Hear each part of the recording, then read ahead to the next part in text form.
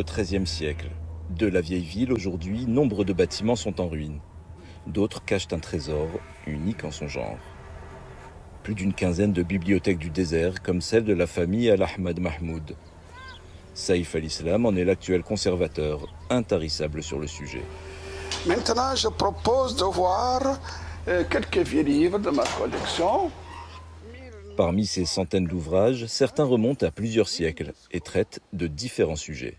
Les petits livres de prière qui remontent au XVIIIe.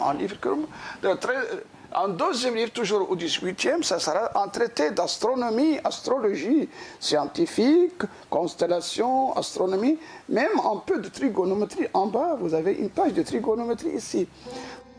Tous ces livres venaient satisfaire une soif d'apprendre de nombreux savants du désert.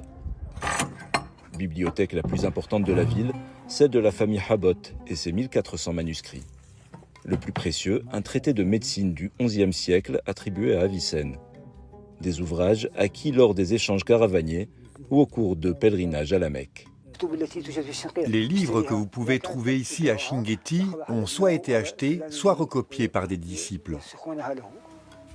Pour lutter contre la sécheresse et le craquellement des pages, ces bassines en plastique remplies d'eau permettent d'humidifier l'espace.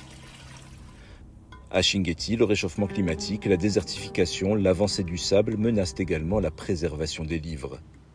Pour y remédier, une des solutions est la numérisation, environ 42 000 pages à ce jour.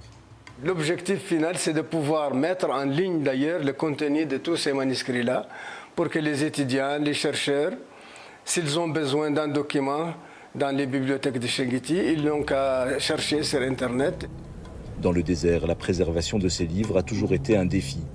Le but est de sauvegarder cet héritage, entretenir ces oasis de